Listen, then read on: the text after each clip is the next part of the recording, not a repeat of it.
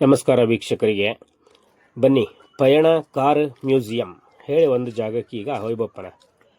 ಇದು ಮೈಸೂರಿಂದ 15 ಕಿಲೋಮೀಟರ್ ದೂರ ಬೆಂಗಳೂರು ರಸ್ತೆಯಲ್ಲಿ ಹೋದರೆ ಬಲಬದಿಗೆ ಒಂದು ದೊಡ್ಡ ಈ ಥರ ಚಕ್ರದ ಮಾದರಿಯ ಕಟ್ಟಡ ಕಾಣ್ತು.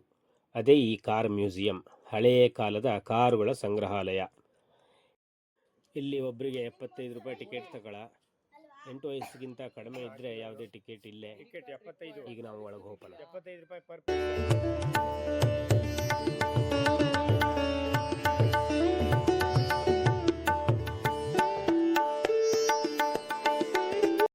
ಇಲ್ಲಿ ವಿಶೇಷ ಏನಂದರೆ, ಈ ಥರ ಹಳೆಯ ಕಾಲದ ಗಾಡಿ, ಎತ್ತಿನ ಗಾಡಿ, ಸಾರೋಟು, ಮೇಣೆ, ಪಲ್ಲಕ್ಕಿ ಇಂದ ಹಿಡಿದು ಹಳೆಯ ಕಾಲದ ಕಾರುಗಳನ್ನು ಇಟ್ಟದ. ಇತ್ತೀಚೆಗಿನ ಕಾರು ಕೂಡ ಇಟ್ಟದ. ಹಳೆಯ ಕಾಲದಿಂದ ಹೆಂಗೆ ಕಾರುಗಳು ಒಂದಾದ್ಮೇಲೆ ಒಂದು ಬದಲಾವಣೆ ಆಗ್ತಾ ಬಂತು ಹೇಳುವುದು. ಅದರ ವಿವರ ನೋಡಿ, ಎದುರುಗಡೆ ಒಂದು ಪಟ್ಟಿ ಬರಿದ, ತಯಾರಿಸಿದ ವರ್ಷ, ಕಂಪನಿ, ಅಶ್ವಶಕ್ತಿ, ಕಾರಿನ ಹೆಸರು, ಯಾರು ಅದನ್ನು ಕೊಡುಗೆ ಕೊಟ್ಟ, ಎಲ್ಲ ವಿವರ ಇದ್ದು.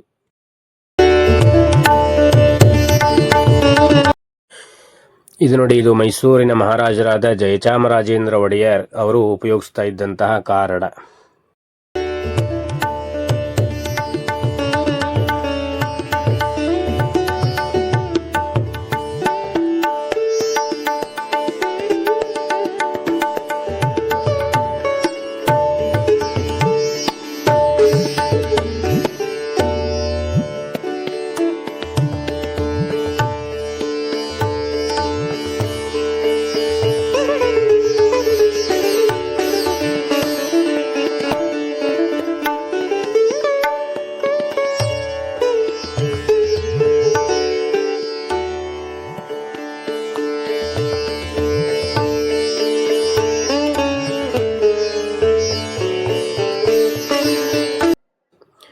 ಈಗ ಮೇಲ್ಮಹಡಿಯಿಂದ ಕೆಳಮಹಡಿಗೆ ಹೋಗ್ಲೇ ಈ ನಮ್ಮನೆ ಇಳಿಜಾರು ರಸ್ತೆ ಇದ್ದು, ಅಲ್ಲಿಂದ ಇಳಿದು ಹೋದರೆ ಇಲ್ಲೂ ಅನೇಕ ವಾಹನಗಳನ್ನು ನಾವು ಪ್ರದರ್ಶನಕ್ಕಿಟ್ಟದ್ದು ನೋಡ್ಬೋದು.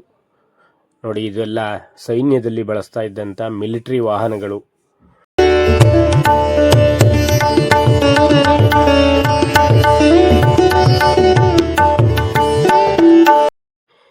ಇದು ನೋಡಿ, ಪ್ರಸಿದ್ಧ ಸಿನಿಮಾ ನಟರಾದ ವಿಷ್ಣುವರ್ಧನ್ ಅವರ ಕಾರು, ಅವರೇ ಕೊಡುಗೆ ಕೊಟ್ಟದ್ದು.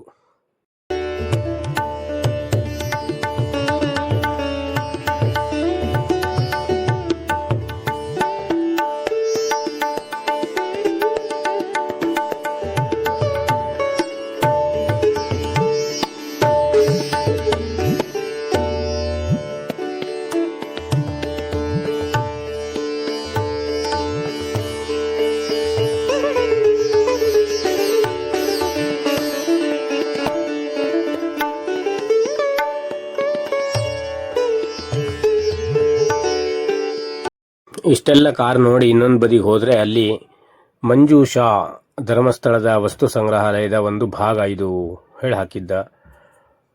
ನೋಡಿ, ಇಲ್ಲಿ ಅನೇಕ ಗೃಹೋಪಯೋಗಿ ವಸ್ತುಗಳನ್ನು ಇಟ್ಟಿದ್ದ. ಈ ಥರ ಮಜ್ಜಿಗೆ ಕಡಗಲು, ರಾಟೆ, ನೊಗ, ನೀರಿನ ಪಾತ್ರೆ, ಅಕ್ಕಿ ಅಳೆಯುವ ಮಾಪನಗಳು, ಗಾಣ, ಕ್ಯಾಮರಾ, ತಾಳೆಗರಿಗಳು, ಹಳೆಯ ಕಾಲದ ಪುಸ್ತಕಗಳು, ಓಲೆಗಳು, ಪತ್ರಿಕೆ, ಅಂಚೆ ಚೀಟಿ, ಮೈಸೂರು ಶೈಲಿಯ ಚಿತ್ರಗಳು, ಆನ ಕೃಷ್ಣರಾಯ ಅವರ ಕೈ ಬರಹವುಳ್ಳ ಪುಸ್ತಕ, ರಾಜಾ ರವಿವರ್ಮ ಅವರ ಪೇಂಟಿಂಗ್ಸ್ಗಳು, ಹಳೆ ಕಾಲದ ಮುದ್ರಣ ಯಂತ್ರಗಳು, ಖಡ್ಗ, ಬಂದೂಕು, ಗಡಿಯಾರ, ಲೈಟು, ಎಲ್ಲ ನಮ್ನಿದು ವಸ್ತುಗಳನ್ನು ಇಟ್ಟದ. ನೋಡುವಂಗಿದ್ದು ಇದು.